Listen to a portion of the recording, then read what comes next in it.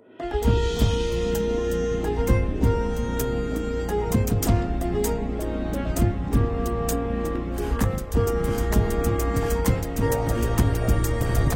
የፈታ ቤተሰቦች የከበረ ሰላምታችን በእያላችሁበት ይድረሳችሁ። ዕለተ ሐሙስ የረፋድ መረጃን ነው ብለናል። እንደተለመደው መረጃውን በቅድሚያ በማስተዋወቅ እንጀምር። ከባህር በርና ቀይ ባህር ጋር በተያያዘ ከዚህ ቀደም ያነሱትን አንድ ሐሳብ ጠቅላይ ሚኒስትር አብይ አህመድ አሁንም አጽንኦት ሰጥተው ደግመውታል። በየትኛው ጉዳይ ላይ የሚለውን በተመለከተ ጥንቅራችን ላይ ያደርሳችሁ ይዞታል። አሜሪካ ኤርትራ ላይ ጉዞ እገዳ መጣሏ ተሰምቷል። በፕሬዝዳንት ትራምፕ ውሳኔ አሜሪካ የጉዞ እግድ ከጣለችባቸው ሀገራት ዝርዝር ኤርትራ ተካታለች። መረጃው ዝርዝር አለው። የሩሲያው ፕሬዝዳንት ቭላዲሚር ፑቲን እና የአሜሪካው ፕሬዝዳንት ዶናልድ ትራምፕ ምሽቱን የስልክ ውይይት አድርገዋል። ከንግግራቸው በኋላ ፑቲን በቀል ይፈልጋል ሲሉ ትራምፕ ተናግረዋል። ከአንድ ሰዓት በላይ የተሻገረውን ውይይት ዋነኛ የትኩረት ጉዳይ በጥንቅራችን የምንመለከተው ይሆናል። በህዝብ ተወካዮች ምክር ቤት የውጭ ጉዳዮች ቋሚ ኮሚቴ አባል የሆኑት አምባሳደር ዲና ሙፍቲ የኤርትራ መንግስት ጦሩን ከኢትዮጵያ ሉዓላዊ ግዛቶች እንዲያስወጣ ዓለም አቀፉ ማህበረሰብ ጫና ማድረግ ይገባዋል ሲሉ በቅርቡ ጥሪ ማቅረባቸው ይታወሳል። ከዚህ ጋር በተያያዘ አምባሳደር ዲና ሙፍቲ በዚሁ ጽሑፋቸው ዙሪያ ተጨማሪ ማብራሪያዎች እንዲሰጡባቸው በቢቢሲ በኩል የተወሰነው አንኳር ሊባሉ የሚችሉ ጥያቄዎች ቀርበውላቸው ምላሻቸውን ሰጥተውበታል። አካተን ይዘናል።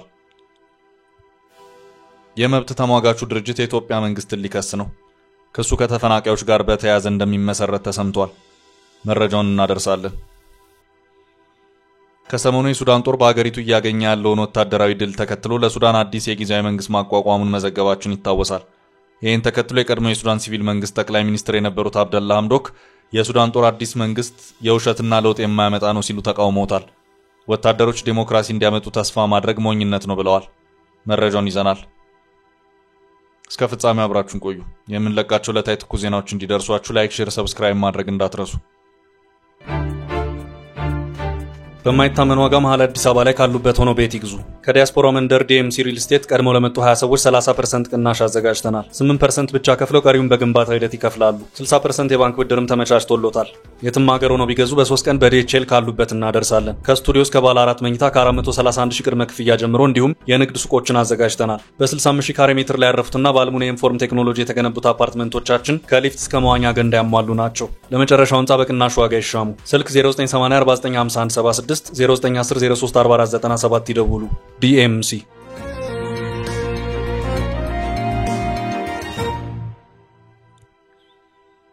ጠቅላዩ የባህር በሩን ደገሙት። ባለፉት 7 ዓመታት የስልጣን ላይ ቆይታቸው ብዙም ከጋዜጠኞች ጋር ቆይታ ሲያደርጉ ያልታዩ ጠቅላይ ሚኒስትር አብይ አህመድ ከብሔራዊ ቴሌቪዥን ጣቢያው ጋር ረዘም ያለ ቃለ ምልልስ አድርገዋል። በዚሁ ቃለ ምልልሳቸውን በርከት ባሉ ጉዳዮች ላይ ማብራሪያን ሰጥተዋል።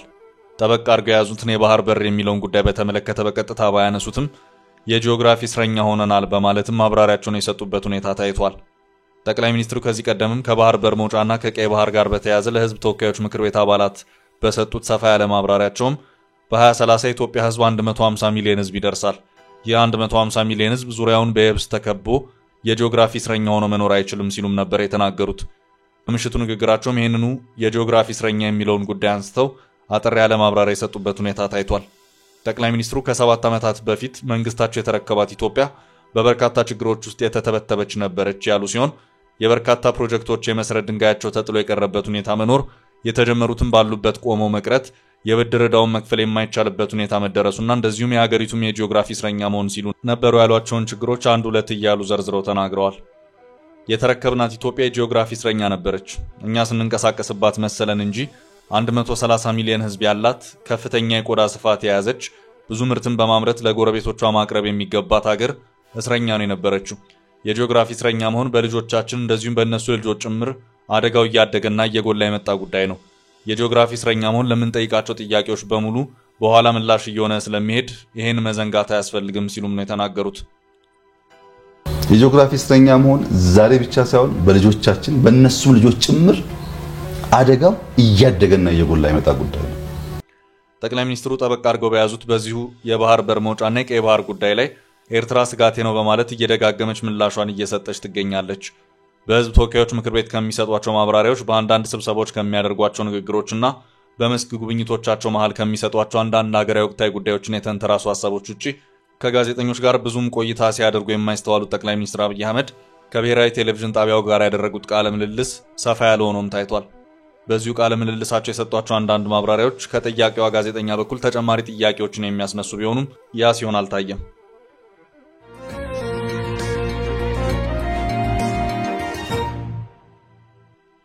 በቀጣይ መረጃ አሜሪካ ኤርትራን አገደች። አሜሪካ ኤርትራ ላይ ጉዞ እገዳ መጣሏ ተሰምቷል። በፕሬዝዳንት ትራምፕ ውሳኔ አሜሪካ የጉዞ እግድ ከጣለችባቸው ሀገራት ዝርዝር ኤርትራ ተካታለች። ፕሬዝዳንት ዶናልድ ትራምፕ ኤርትራን ጨምሮ 12 ሀገራት ዜጎች ወደ አሜሪካ እንዳይጓዙ የሚከለክለውን አዋጅ መፈረማቸውን ዋይት ሃውስ አስታውቋል።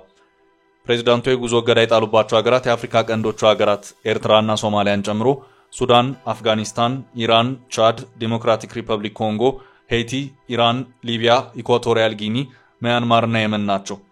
ፕሬዝዳንቱ የብሔራዊ ደህንነት አደጋን በመጋረጥ የወነጀሏቸውን እነዚህ ሀገራት ዜጎች ላይ ጣሉት የጉዞ እገዳ ከሰኔ 2 2017 ዓ.ም ጀምሮ ተግባራዊ ይሆናል።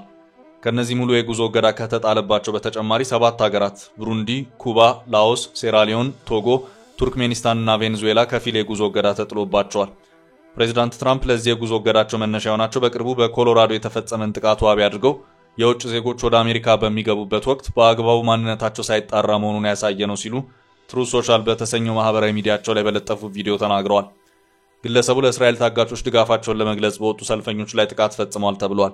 ጥቃቱን ፈጽመዋል የተባለው ግብፃዊ ዜግነት ያለው ሲሆን ግብፅ በዚህ የጉዞ እገዳ አልተካተተችም። ትራምፕ በተጨማሪም በጊዜያዊ ወይም ቱሪስት ቪዛ ወደ ሀገሪቱ መጥተው የሚቆዩ ሰዎችንም በተመለከተ አንፈልጋቸውም ሲሉ ተናግረዋል። ከዋይት ሃውስ የተሰማው ትልቁ ውሳኔ ይህ ብቻ አይደለም።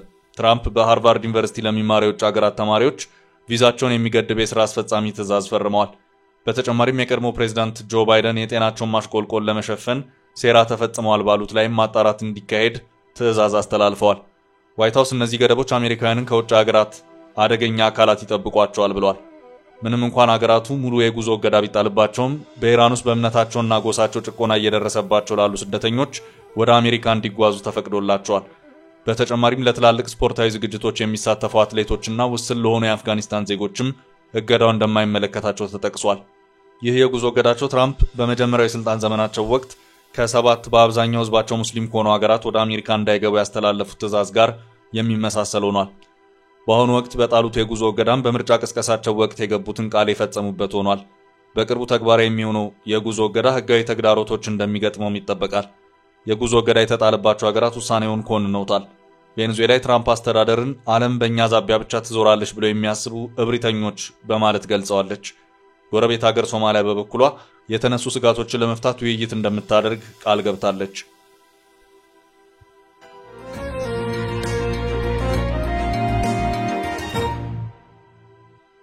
በሌላ መረጃ ፑቲን እበቀላለሁ ብሎኛል ትራምፕ። የሩሲያው ፕሬዝዳንት ቭላዲሚር ፑቲን እና የአሜሪካው ፕሬዝዳንት ዶናልድ ትራምፕ ምሽቱን የስልክ ውይይት አድርገዋል። ከንግግራቸው በኋላ ፑቲን በቀል ይፈልጋል ሲሉ ትራምፕ ተናግረዋል። የአሜሪካው ፕሬዝዳንት ትራምፕ ስለ ሩሲያና ዩክሬን ጦርነት ከፑቲን ጋር መወያየታቸውን በገለጹበት የትሩዝ ልጥፋቸው ከሩሲያው ፕሬዝዳንት ጋር ያደረግኩት የስልክ ጥሪ ውጤቱ ወደ አፋጣኝ ሰላም የሚያመጣ አልነበረም በማለት ተናግረዋል። ከፑቲን ጋር ስናወራ በቅርቡ ዩክሬን ላደረሰችው ጥቃት ምላሽ እንደሚሰጥ አጥብቆ ነግሮኛልን ብለዋል። በስልክ ጥሪው ዩክሬን ከሰሞኑ በሩሲያ ላይ ስለፈጸመችው የድሮን ጥቃትና በኢራን ጉዳይ የውይይታቸው ዋነኛ ትኩረቶች እንደነበሩ ተገልጿል። ግንቦት 24 2017 ዓ.ም እሁድ ከ100 የሚበልጡ የዩክሬን ድሮኖች ሩሲያ ግዛት ውስጥ በመግባት የኒውክሌር ቦምቦችን የሚሸከሙ ወሳኝ የጦር ጀቶች የሚገኙባቸውን የአየር ኃይል ሰፈሮች መደብደቧ ይታወቃል። ከዩክሬን 8000 ኪሎ ሜትሮች ርቀት ላይ በሰሜን እስከ መርማንስክ በምስራቅ ደግሞ እስከ አሙር ክልል በሩሲያ ግዛቶች ውስጥ ጥቃቶች ተፈጽመዋል። በዚህም ነው ታዲያ ትራምፕ ዩክሬን ከሰሞኑ በሩሲያ ላይ ለፈጸመችው ጥቃት የከፋ ምላሽ ሊፈጽሙ መሆኑን ፑቲን ነግሮኛል ሲሉ በማህበራዊ ትስስር ገጻቸው ያሳወቁት። ዩክሬን ከ4 ቀናት በፊት በሩሲያ ኒውክሌር መሰረተ ልማቶችና ሌሎችም ስትራቴጂካዊ ስፍራዎች በድሮንና በረጅም ርቀት ተወንጫፊ ቦምቦች ሩሲያን መደብደቧ ይታወሳል። ፑቲን ታዲያ ከትራምፕ ጋር በነበራቸው የስልክ ውይይት ለዩክሬን ድርጊት አጸፋዊ ምላሻቸው የከፋ እንደሚሆን አሳውቀዋል። አሜሪካ ከኢራን ጋር በገባችበት የኒውክሌር ሰጣ ገባ ጉዳይ እንዲሁ ፕሬዝዳንቶቹ ተወያይተዋል። ኢራንና አሜሪካ ወደ ስምምነት እንዲመጡ ለማዋየትና ለማደራደር ፈቃደኛ መሆናቸውን ፑቲን አሳውቀዋል። ትራምፕ በጥቅሉ ከፑቲን ጋር የነበረኝ ከ1 ሰዓት የተሻገረው የስልክ ውይይት መልካም ነበር ብለዋል።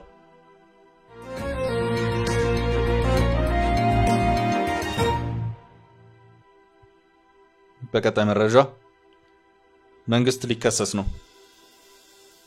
የመብት ተሟጋቹ ድርጅት የኢትዮጵያ መንግስትን ሊከስ ነው። ክሱ ከተፈናቃዮች ጋር በተያያዘ እንደሚመሰረት ተሰምቷል። ቅድሚያ ለሰብአዊ መብቶች ኢትዮጵያ የተባለ ሀገር በቀል የሰብአዊ መብቶች ተሟጋች ድርጅት የሀገር ውስጥ ተፈናቃዮች ጉዳይን በማስመልከት መንግስትን ለመክሰስ እየተዘጋጀ መሆኑን አስታውቋል።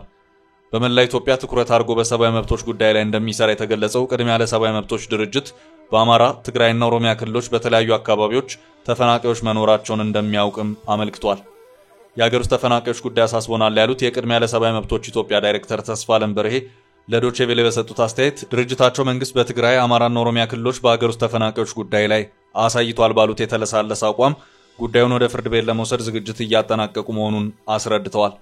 እንደ የተባበሩት መንግስታት የሰብአዊ ጉዳዮች አስተባባሪ ኦቻ የሰኔ 2024 መረጃ ኢትዮጵያ ውስጥ ያለው የሀገር ውስጥ ተፈናቃዮች ቁጥር 4.5 ሚሊዮን ይገመታል። ከጎርጎሮሳውያን 2022 እስከ 2024 ወደ 3.3 ሚሊዮን ተፈናቃዮች ወደ ቀያቸው መመለሳቸውን ያስታወቀው የተባበሩት መንግስታት ኤጀንሲው የእርዳታ አቅርቦት ከቅርብ ጊዜ ወዲህ እየተዳከመ መምጣቱ ለተፈናቃዮቹ ህይወትን አስከፊ እንደሚያደርግባቸው ያትታል። የኢትዮጵያ መንግስት በፊናው በተለያዩ የሰው ሰራሽና ተፈጥሮ አደጋዎች የተፈናቀሉ የሀገር ውስጥ ተፈናቃዮችን ወደ ቀያቸው ለመመለስና በሀገር ውስጥ አቅም ጭምር ለችግሮቹ እልባት ለመስጠት እንደሚሰራ ይገልጻል። የተራዘመው የተፈናቃዮች ሁኔታ በቀጥታ ከሰብአዊ መብት ጥሰት ጋር የሚገናኝ ነው የሚሉት የቅድሚያ ለሰብአዊ መብቶች ኢትዮጵያ ዋና ዳይሬክተር አቶ ተስፋለም በርሄ አሁናዊ ትኩረታቸውን መንግስት ለጉዳዩ የበዛ ምልከታ እንዲሰጥ ነው ብለዋል። እና መነሻችን ሁከት፣ ግርግር ማስነሳት አይደለም። መንግስትን ወደ ትኩረት ማምጣትና የተፈናቃዮቹ አስከፊ ህይወት እልባት እንዲያገኝና ደህንነታቸው ተጠብቆላቸው ወደ ቀያቸው እንዲመለሱ ብቻ ነው ብለዋል።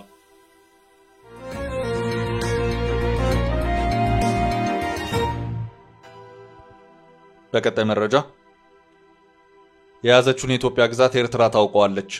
አምባሳደሩ በህዝብ ተወካዮች ምክር ቤት የውጭ ጉዳዮች ቋሚ ኮሚቴ አባል የሆኑት አምባሳደር ዲና ሙፍቲ የኤርትራ መንግስት ጦሩን ከኢትዮጵያ ሉዓላዊ ግዛቶች እንዲያስወጣ ዓለም አቀፉ ማህበረሰብ ጫና ማድረግ ይገባዋል ሲሉ በቅርቡ ጥሪ ማቅረባቸው ይታወሳል።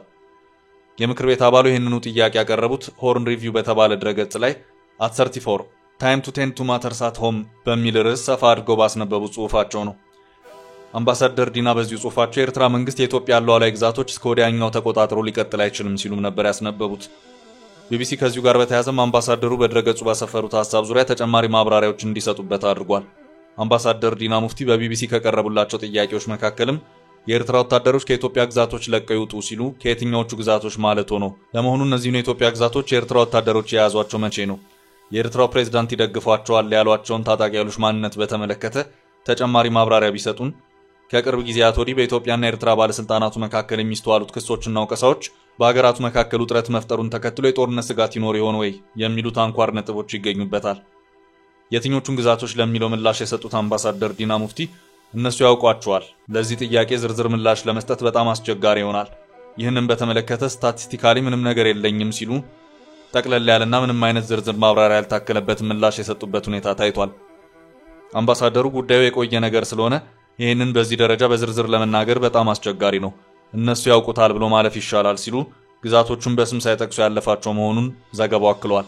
ለሁለት ዓመታት በተካሄደው የትግራይ ደም አፋሳሽ ጦርነት ወቅት ከኢትዮጵያ መከላከያ ጋር የተሰለፈው የኤርትራ ጦር የነበረውን ተሳትፎ በተመለከተ ዓለም አቀፍ መገናኛ ብዙሃንና የመብት ድርጅቶች ተደጋጋሚ ሪፖርቶች ሲያወጡ መቆየታቸው ይታወሳል ያለው ቢቢሲ በወቅቱ የውጭ ጉዳይ ሚኒስቴር ቃል አቀባይ የነበሩት ዲና ሙፍቲን ጨምሮ ሌሎች የመንግስት ባለስልጣናት የኤርትራ ወታደሮች በጦርነቱ እየተሳተፉ ነው መባላቸውን መሰረተ ቢስ በማለት ሲያጣጥሉ መቆየታቸው አይዘነጋም ሲልም አክሏል። ቢቢሲ በኤርትራ ወታደሮች ተይዘዋል የተባሉትን የኢትዮጵያ ግዛቶችን ስም ዝርዝር ከመጠየቅ ባለፈም በመንግስት ደረጃ የኤርትራ ወታደሮች ኢትዮጵያ ውስጥ የሉም ሲባል የነበረውን የቀደመ ሐሳብ በመጥቀስ ወታደሮቹ ከጊዜ በኋላ ወደ ኢትዮጵያ ድንበር ዘልቀው ገብተው ይሆን የሚል ጥያቄንም ለአምባሳደር ዲና አቅርቤ ነበር ሲልም አስታውቋል። አምባሳደር ዲና ሙፍቲ ለዚሁ ጥያቄ በሰጡት ምላሽ መገፋፋት አለ፣ የቆየ ጉዳይ ነው፣ መግባት መውጣት ያለ ነገር ነው፣ ይህንንም በዚያ ደረጃ ማየቱ ይሻላል ሲሉ መናገራቸውንም ዘገባው አክሏል። የኤርትራው ፕሬዝዳንት ይደግፏቸዋል ያሏቸውን ታጣቂ ኃይሎች ማንነት በተመለከተ ተጨማሪ ማብራሪያ እንዲሰጡ ቢቢሲ አምባሳደር ዲናን የጠየቃቸው መሆኑንም አክሎ እሳቸውን በሰጡት ምላሽ እነሱ ያውቁታል የሚል አጠር ያለ ምላሽ ሰጥተው ለሁለቱም ሀገራት ሰላም ነው የሚያስፈልጋቸው በሚል ለሰላም አጽንኦት ሰጥተዋል። የባለስልጣናቱ ክሶች፣ ወቀሳዎች በሀገራቱ መካከል ውጥረት መፍጠሩን ተከትሎ የጦርነት ስጋት ይኖሩ ይሆን ወይ? መሬት ላይ ወደ ጦርነት የሚያመሩ እንቅስቃሴዎች አሉ የሚልም ተጨማሪ ጥያቄ የተከተላቸው አምባሳደር ዲና ለዚሁ ጥያቄ በቀጥታ ምላሽ ባይሰጡም በደፈናው ጦርነት አያስፈልግም፣ ይህንን ለዘመናት አይተነዋል፣ ሞክረን አይተነዋል፣ ከዚህ በኋላ ጦርነት ለዚህ አካባቢ አውዳሚ ነው፣ የፕሮፓጋንዳ የሚሆን ወታደራዊ ጦርነት አያስፈልግም ካሉ በኋላ ለሁለቱም ሀገራት የሚያስፈልገው ሰላምና መረጋጋት ነው። ልዩነቶች ካሉ መደራደር ነው። ጦርነት ከዚህ በፊት የጠቀመን ነገር የለም ማለታቸውን አክሏል።